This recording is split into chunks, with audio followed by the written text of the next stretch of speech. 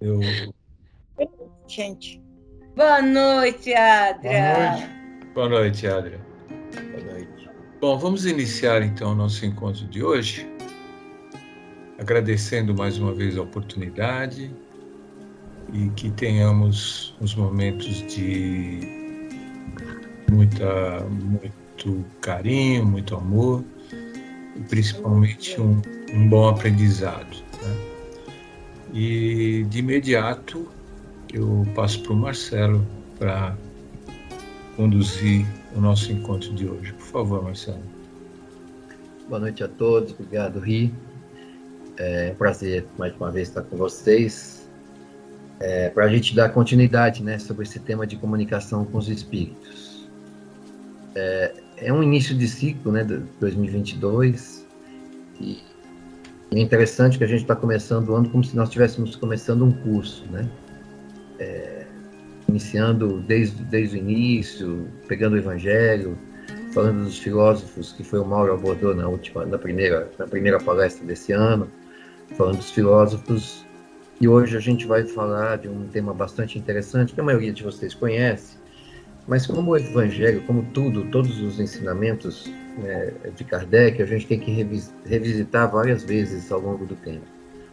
Então acho importante que a gente revisite sempre que for possível, e nada melhor do que revisitar nesse momento do ano, nesse início do ano.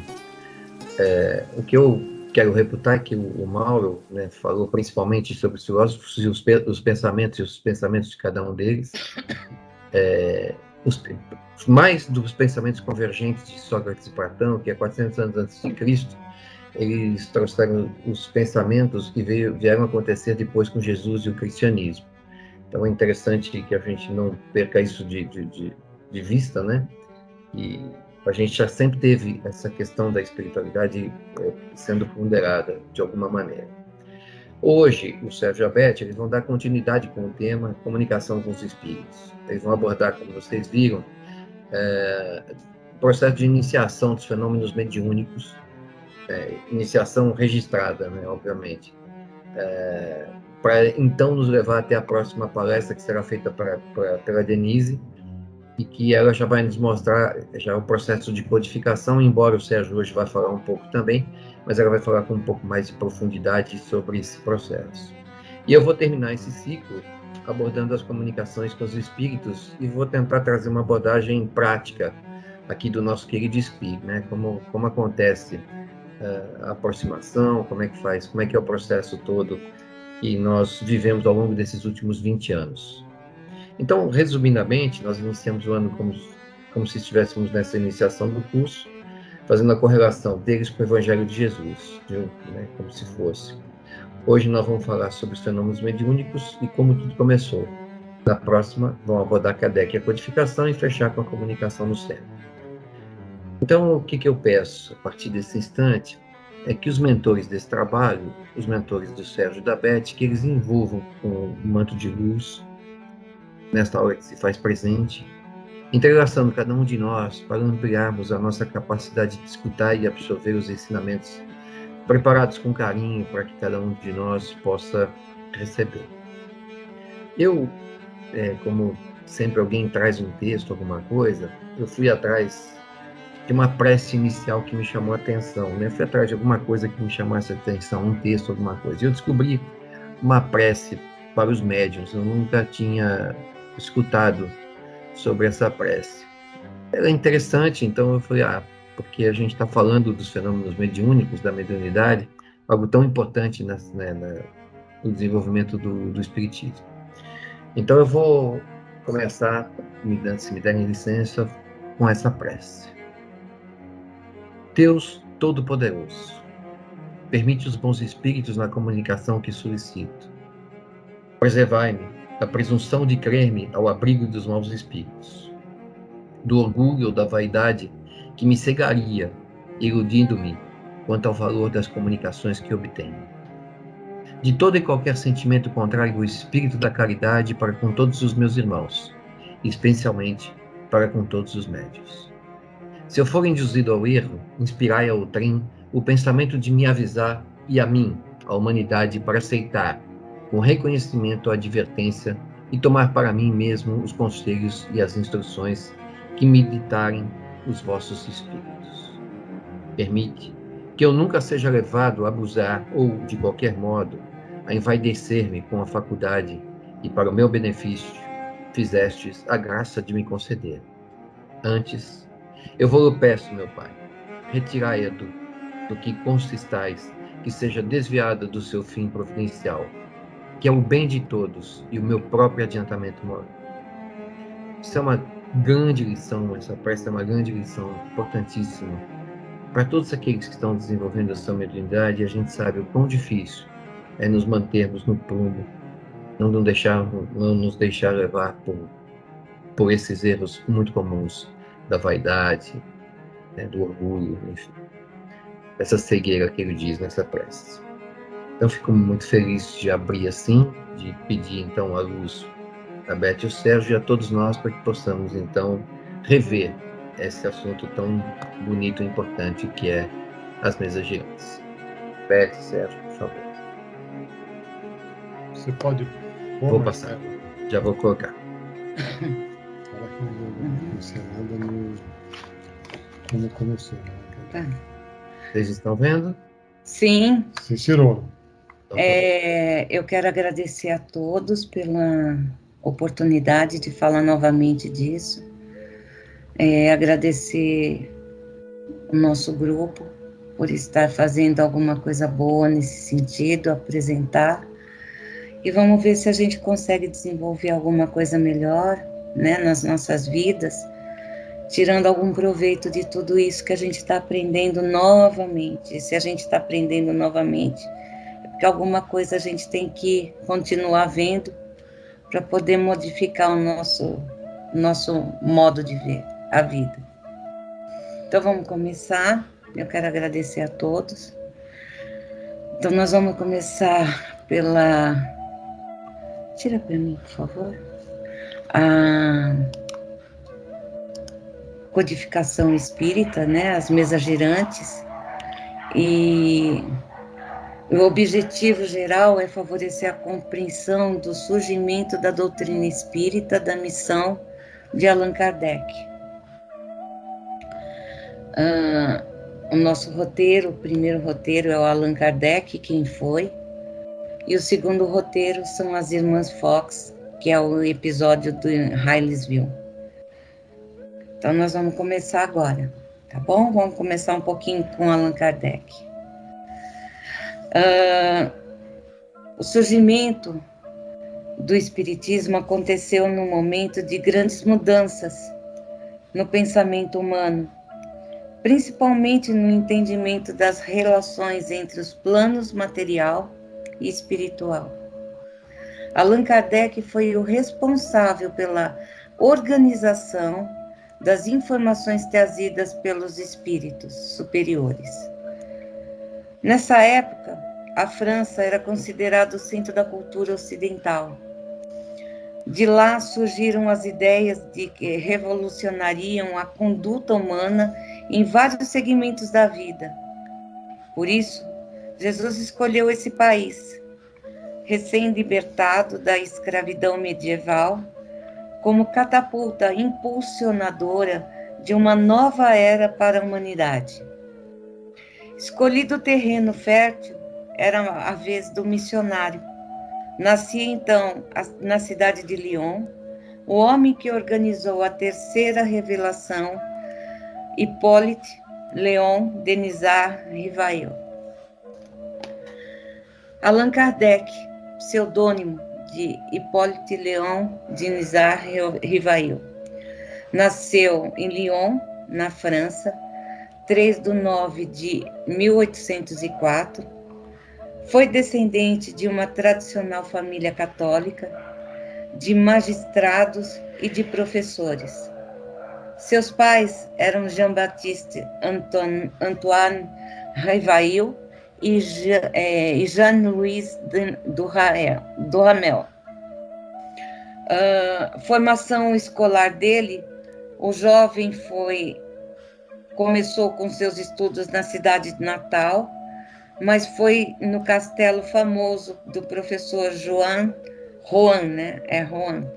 Heinrich Pestalozzi, em 1814, na cidade de Yverdon, na Suíça, a sua formação secundária, que teve início completando-se em 1822, quando voltou para a França. Pode falar? Você quer falar?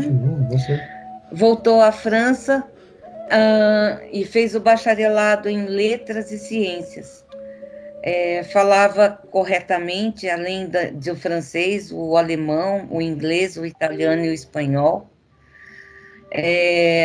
Em Paris, fundou uma instituição de ensino onde ele ministrava química, física, astronomia e anatomia comparada e não cobrava nada daqueles que não podiam pagar precisando do estudo. E ele já tinha um caráter desde cedo humanitário, então ele veio preparado para isso. O casamento dele com Amélie Gabrielle Baudet, reafirmando seu amor em vidas passadas, cujo compromisso mútuo de auxílio os religaram de maneira tão apropriada. O escritor pedagogo escreveu seu primeiro livro de pedagogia em 1824. Tinha como título Curso Teórico e Prático de Aritmética. Rivail teve um papel importante na implantação de novos conceitos educacionais que revolucionaram o ensino francês na época. As primeiras informações que Rivail teve sobre os fenômenos das mesas falantes veio através de um velho conhecido, Sr. Fortier, e isso aconteceu no final de 1854. Em 1855, Rivail encontra o velho amigo e o Sr. Carlotti, que também lhe fala dos mesmos fenômenos. E agora vai entrar o episódio que são as mesas girantes e todos os desenvolvimentos que houve para até acontecer o desenlace, né? A codificação. Como a Beth disse, na época, na França, a França era um país que estava vivendo várias revoluções naquela época. E quando ela disse que Jesus escolheu o senhor Rivail, foi por conta da situação dele na época. Ele era um professor de aritmética, um grande estudioso, e estudava magnetismo. Daí, talvez, uma escolha da missão que ele teria para poder estar desenvolvendo. Mas, no fundo, como tudo isso começou?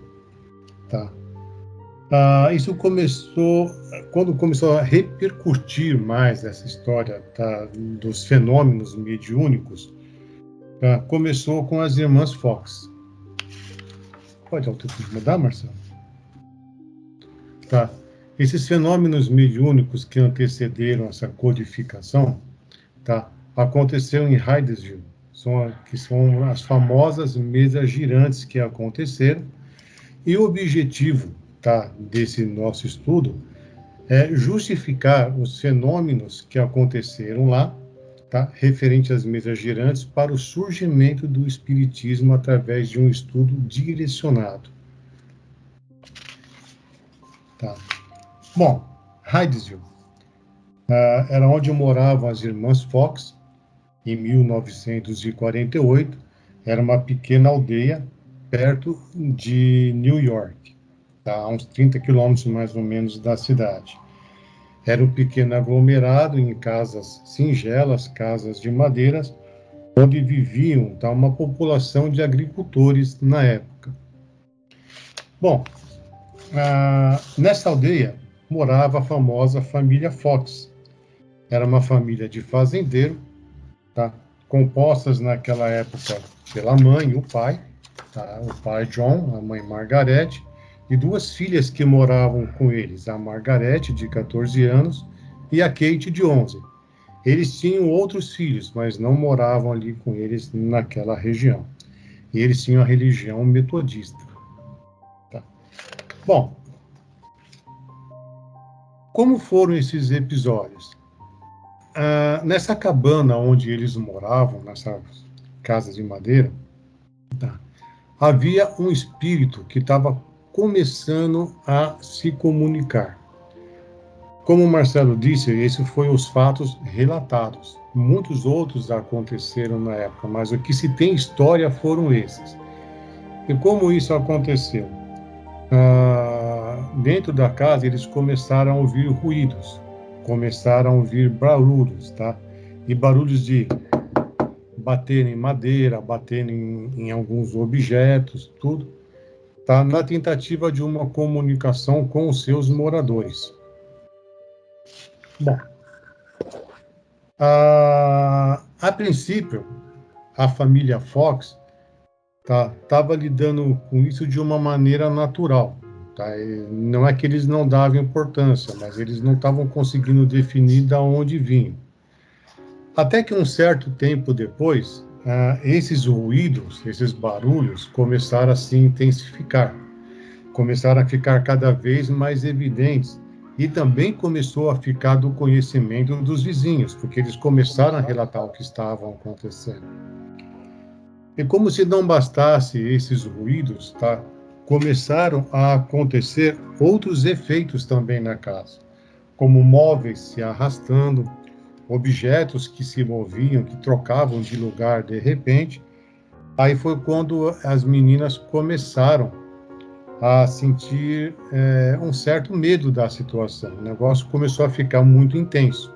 E isso provocou nelas um certo pânico. E eles foram continuando estudando. Você pode alterar, Marcelo, por favor? Até que, um belo dia, em 31 de março de 1848, a menina Kate, ela resolveu desafiar um pouco a situação.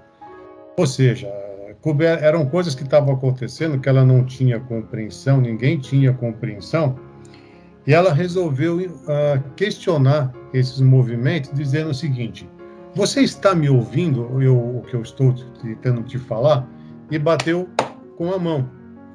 Nesse momento, a resposta foi recíproca. Tá? Assim que ela bateu, teve uma confirmação de um ruído, alegando que o espírito que estava ali tentando se comunicar estava ouvindo ela. E aí ela passou a se comunicar através desses ruídos, ou seja, ela batia a palma ou também fazia um ruído semelhante ao dela, ao do espírito batendo em algum ponto de madeira, e havia então a resposta de imediato, tá? Pelo espírito que estava tentando se comunicar.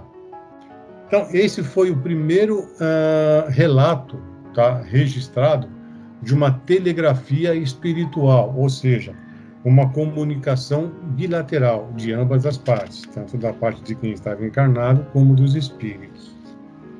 Bom, o que começou a acontecer? A partir desse momento, eles começaram a observar que existia em torno dessa situação uma força invisível e que eles não tinham a explicação plausível para isso, eles não sabiam o que estava acontecendo.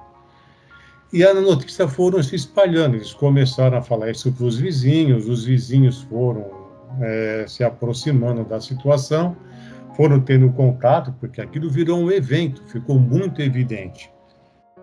E aí eles começaram, nesse momento, para que houvesse uma comunicação entre as partes, como é que eles iam se entender? Eles começaram a codificar, tá, essa comunicação. Então, como é que eles começaram a fazer isso? Você pode alterar, Marcelo? Eles começaram a dar valores para as letras. Então, vamos lá. Para a letra A, 1 toque. Para a letra B, 2 toques. Para a letra C, 3 toques e assim por diante. Tá? justamente para eles poderem começar a ter uma comunicação. Aí, através de perguntas e a contagem dos toques, eles iam formando as palavras e, dessa forma, eles iam formando também as letras. Mas o mais importante é que como é que tudo isso, na realidade, ficou evidente de que essa comunicação era realmente real. Foi quando a menina Kate perguntou a idade dela. E ele bateu exatamente o número de vezes o número de idade. Então, essa foi a primeira confirmação oficial de que a comunicação era verídica, porque ele acertou e falou de primeira linha a idade correta da menina. E aí eles começaram a acreditar. Aí foram aí que eles começaram, então, a fazer esse mecanismo de numerar as letras para formar as palavras. E assim foram indo. E nessa comunicação que eles tiveram, o que foi que esse espírito, que tem o nome de Charles Roseman, disse para ela? Que ele havia sido assassinado naquela casa. A família Fox já estava nessa casa há aproximadamente uns 5, 6 anos. Tá? Ela foi comprada, existia um antigo morador, e esse antigo morador havia cometido um assassinato e enterrou o senhor Charles lá num porão, numa adega lá dessa casa. E aí ele pegou e contou que havia sido assassinado e que havia sido enterrado. Bom, o que eles resolveram fazer? Eles foram escavar a adega para ver se havia a confirmação do que ele havia dito. E eles realmente acharam um esqueleto, tá? Nossa. A ossada, né, do Charles, tá? E a partir desse relato, começou a acontecer ao redor não só da cidade, mas de vários países e várias regiões, fenômenos que começaram a serem relatados. Porque esse fenômeno, como foi muito evidente, teve uma repercussão muito grande na ocasião nos Estados Unidos, a notícia se espalhou muito facilmente. E aí começaram a aparecer em vários cantos, não só dos Estados Unidos, mas principalmente na Europa, relatos desses fenômenos durante esses períodos. Bom, eles resolveram escavar, como eu havia dito. Só que o que começou a acontecer? Isso começou a chamar a atenção de várias pessoas, independente da sua classe social, desde os mais favoráveis até os mais simples, tá? Isso começou a acontecer ao redor do mundo, porque isso precisava acontecer, justamente para que houvesse um possível estudo referente à situação, para tentar descobrir a profundidade desses fenômenos, da onde surgia tudo isso e qual a objetividade, tá, do que o plano espiritual estava tentando fazer conosco aqui para poder, tá, acontecer e nos orientar para a espiritualidade. E nesse meio tempo, tá, até que houvesse um estudo referente à situação, começaram a acontecer shows, começaram a acontecer reuniões de amigos, reuniões de famílias, tá? E eles começaram a mudar um pouco a situação. Aí foi quando surgiu as mesas girantes. Essas mesas girantes nada mais eram do que mesas realmente, na maior parte dos casos, redondas, tá? Em que as pessoas se reuniam ao redor delas e, através de comunicação com letras colocadas, espalhadas ao redor da mesa, tá? Com copos, muita gente já ouviu essa história, tem um nome esse tipo de situação, mas eu esqueci, onde as pessoas botam um copo e com o dedo em cima o copo vai se movendo até as letras, tá? Eles inventaram algumas outras máquinas que foram as primeiras psicografias na época. Eram máquinas que tinham rodinhas na base e com um lápis na ponta. Tá, um lápis, uma caneta, no caso, né? E conforme a pessoa botava a mão nessas mesinhas, essas mesinhas elas iam correndo através dessa mesa girante e ia formando as palavras, das palavras iam formando as frases. Eles começaram a sempre estar questionando, a estar perguntando coisas particulares, coisas de situações, e as respostas vinham vindo. Só que não tinha embasamento tudo isso, tá? Porque essas mesas, em alguns casos, elas levitavam, elas mexiam, tá? Era manifestação dos espíritos para que houvesse a comunicação. Só que, até então, muitas das coisas não se havia realmente isso é correto, isso não é correto, o que os espíritos estão falando procede, será que os movimentos dessas mesas, elas não são feitas de formas erradas, será que elas são idôneas, tá? E aí foi quando, em 1853, ou seja, 7 anos após o relato das meninas Fox. Até acontecer, entre os relatos, aquele boom que deu, o que aconteceu com elas, tá? Passaram-se os 7 anos até que essas mesas girantes pudessem realmente ter uma repercussão maior. Aí foi na Europa, tá?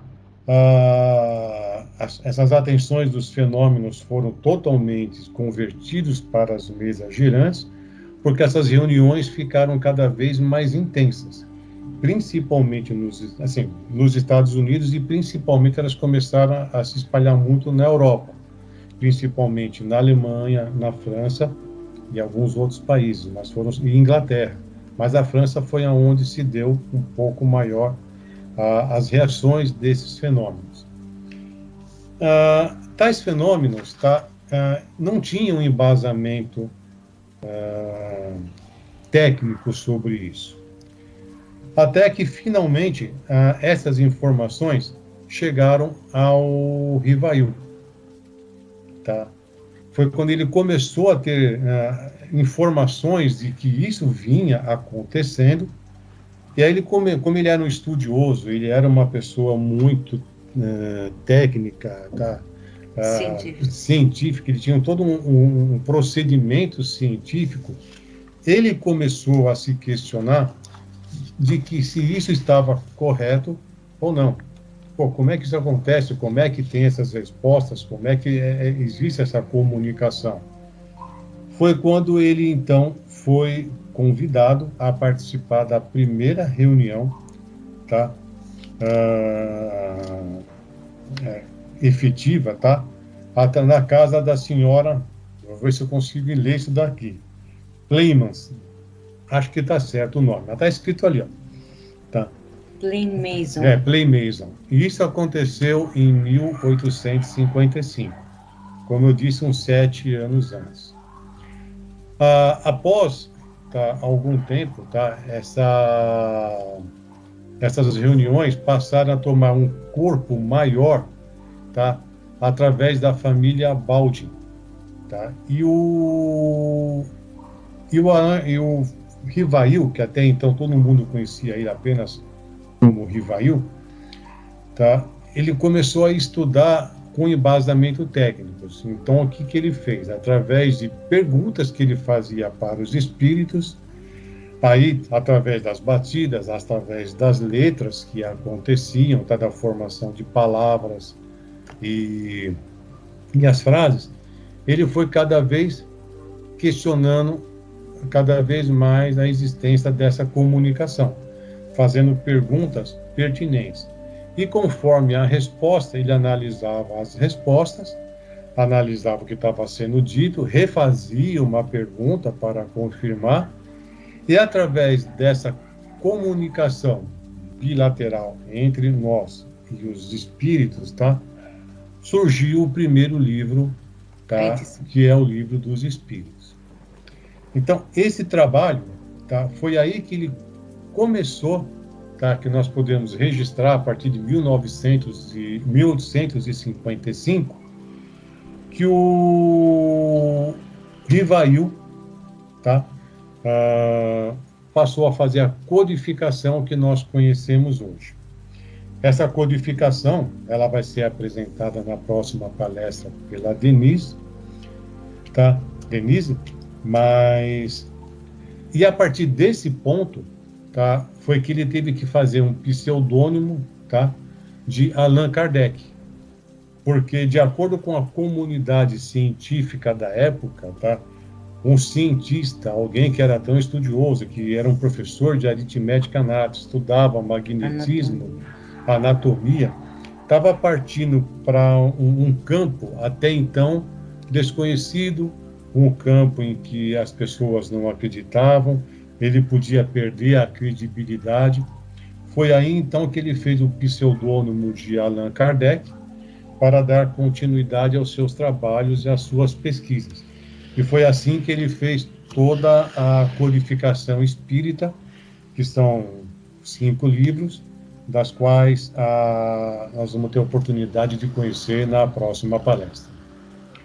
Espero que eu tenha esclarecido aí para vocês um aparato geral, tá?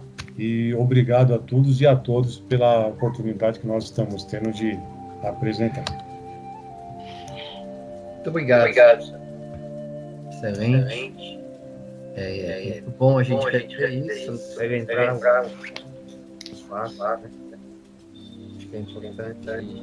E alguém, para quem não conhecia, ficar conhecendo essa história magnífica.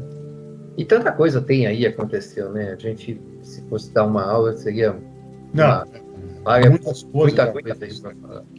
O livro é muito grande para você poder colocá-lo como... Exatamente, mas o resumo foi excelente, muito bom. Para a gente dar continuidade desse entendimento da comunicação com os espíritos.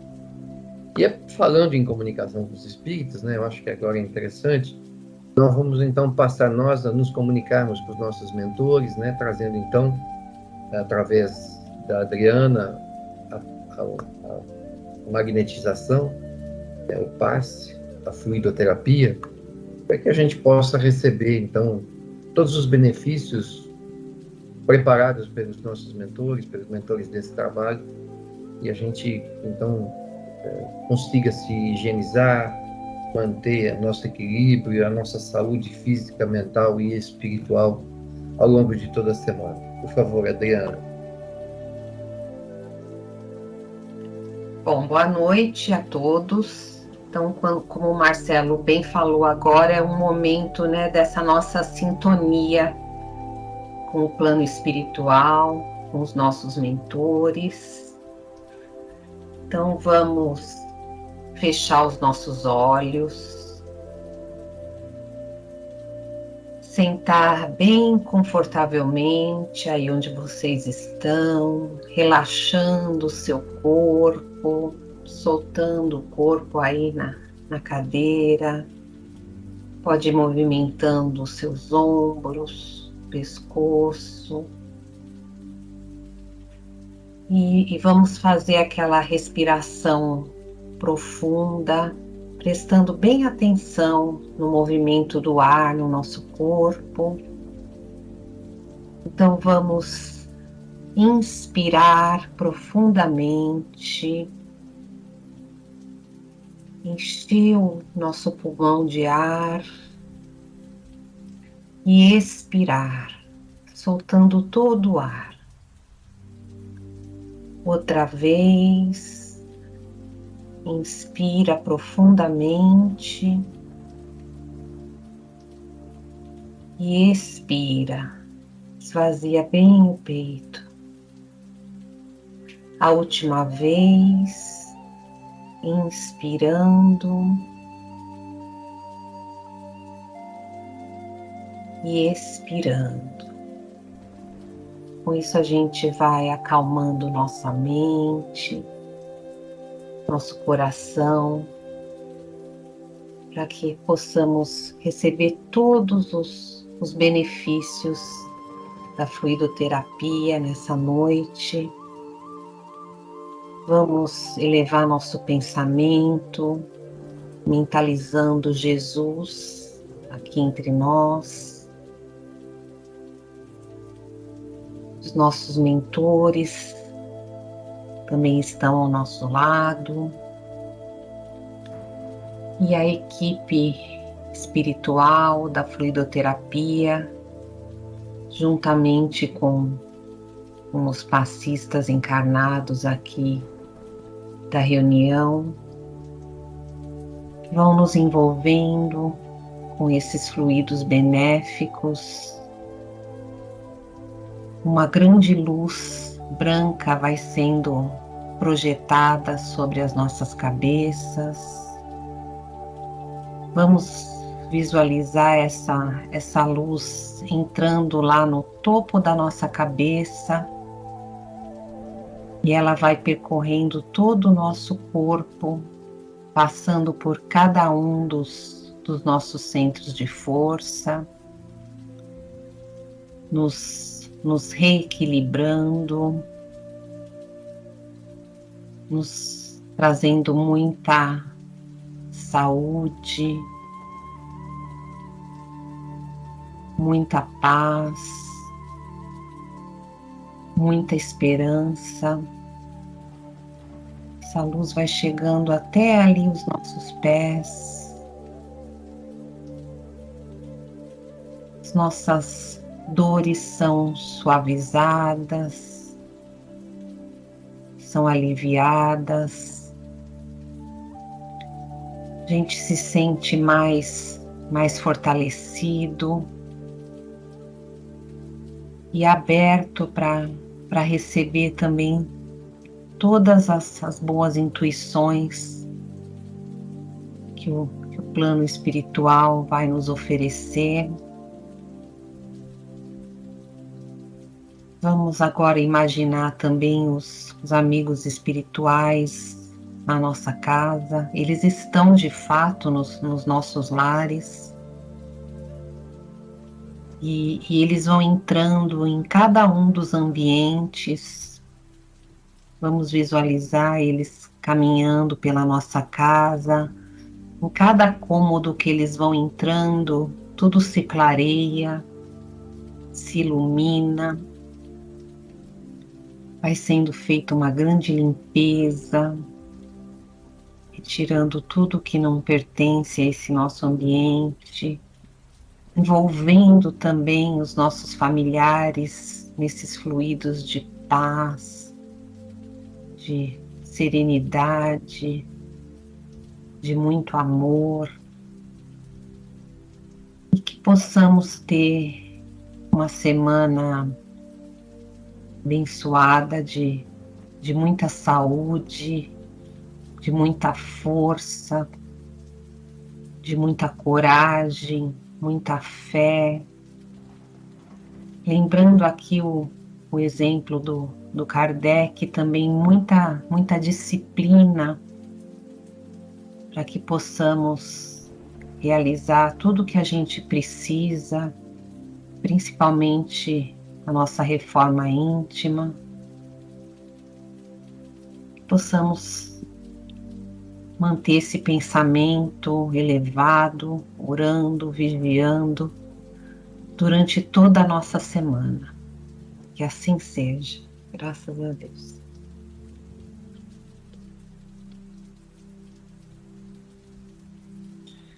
Muito obrigado, Adriana, por esse momento tão especial a todos nós, tão importante nesse momento planetário, onde nós estabelecemos uma recomposição de todas as nossas energias.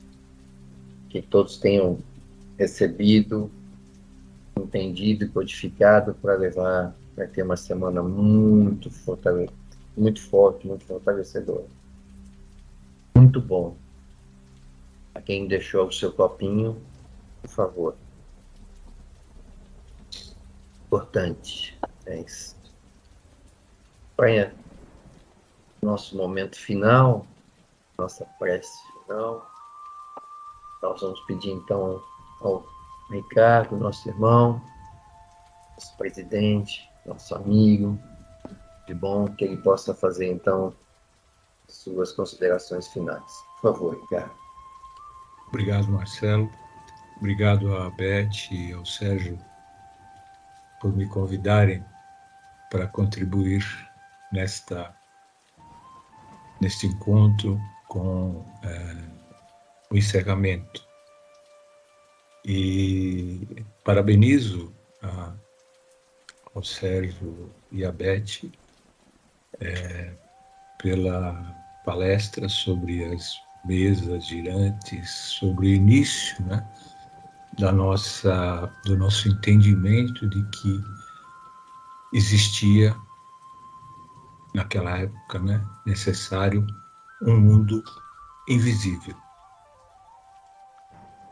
E hoje, quase 200 anos depois, 180 anos mais ou menos, nós estamos aqui também para falar sobre como estamos nessa trajetória desta comunicação com esse mundo invisível, falando sobre a nossa educação para o caminho da mediunidade, da comunicação sã, da comunicação com os nossos irmãos espirituais que tanto nos ajudam e nos esclarecem. Então eu extraí um texto para passar nesse encerramento do livro do Haroldo, O Despertar, dizendo inicialmente que Jesus formou o planeta. Portanto, se ele veio ao mundo, é porque o seu trabalho não é mais o mundo. O seu trabalho somos nós. A obra do Cristo é uma obra de regeneração da criatura humana. É bom dizer isso porque nós imaginamos sempre que Jesus está recrutando trabalhadores para trabalhar com alguém. Não. Jesus recruta servidores para primeiramente transformar os servidores. Inicialmente, ele chama alguém para redimir esse alguém. E através da redenção desse servidor, redimir outros que convivam com ele. Logo, se você fosse recrutar, se você fosse o senhor da seara, talvez você não tivesse chamado a cortesã de Magdala, por ver nela apenas os sinais externos de um coração feminino que se entregou ao prazer físico, à riqueza, à ostentação dos bens materiais. Porque nós, encarnados, apenas com muito esforço ultrapassamos o reino das aparências. Com Cristo, porém, era diferente. Ao olhar para Maria de Magdala, viu nela um coração feminino, redimido, um coração de mulher que edificaria o amor puro, porque seria a porta-voz da imortalidade da alma. Desse modo, ele preferiu aparecer primeiro para ela do que para sua própria mãe, a nos dizer que condecorava aquele coração e aquele espírito pelo esforço que empreendia de renovação dos seus sentimentos. Jesus, por sua vez, não chamava Maria de Magdala para realizar uma tarefa, mas para o processo de transformação que não teria fim. Porque passados 2000 anos, 2021 anos, ela prossegue na caravana da fraternidade e na seara de Jesus, orientando todos os corações femininos que se aproximam da obra do Criador. E prosseguirá até a redenção do mundo, ou mais, porque nos diz Emmanuel em A Caminho da Luz: O que fará o Cristo do mundo redimido? Não sabemos. Ao ler o Evangelho, talvez você tenha olhado para um homem rude, grosseiro, apaixonado, violento, arrogante, inteligente. Caso você fosse o recrutador, você diria: não pode uma pessoa tão bruta assim trabalhar para Jesus. No entanto, Saulo foi o vaso escolhido e o próprio Cristo disse para Ananias: Ananias, cura-lhe a visão, porque eu lhe mostrarei o quanto ele deve padecer pelo meu nome. Jesus não é distribuidor de padecimentos, mas parte da nossa renovação pode ser feita somente pela dor. Há algumas cristalizações no espírito humano que podem ser dissolvidas apenas pela água salgada das lágrimas.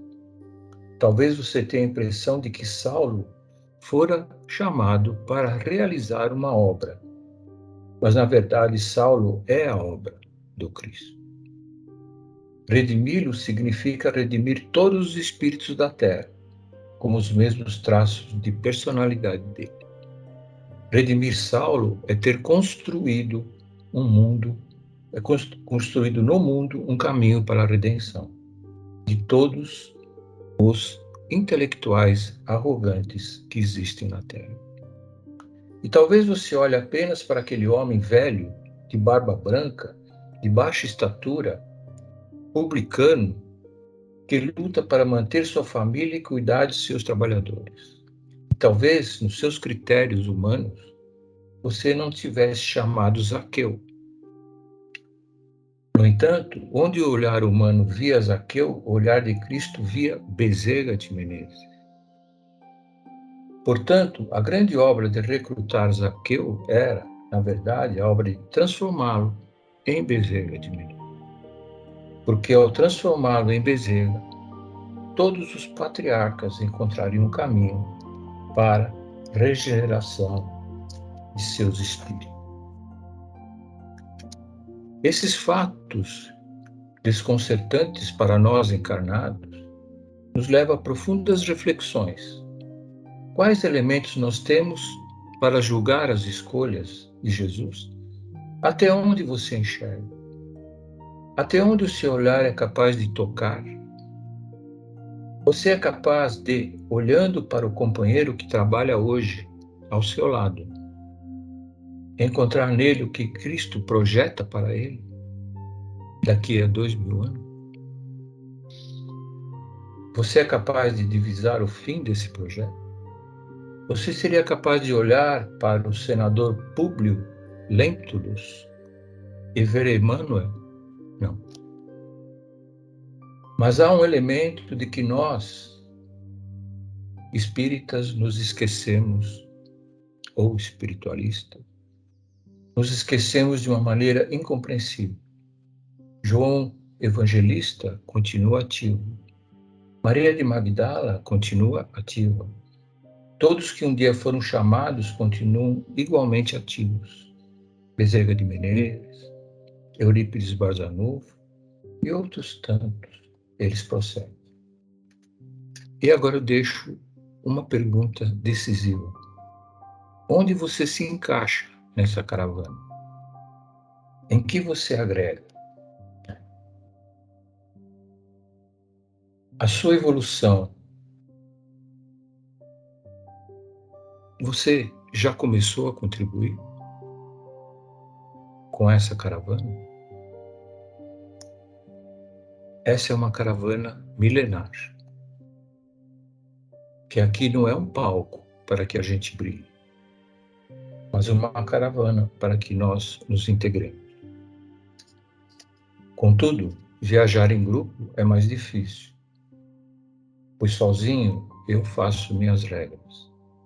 Mas em grupo, se um para, ele atrasa o grupo. Se um tomba, o grupo para.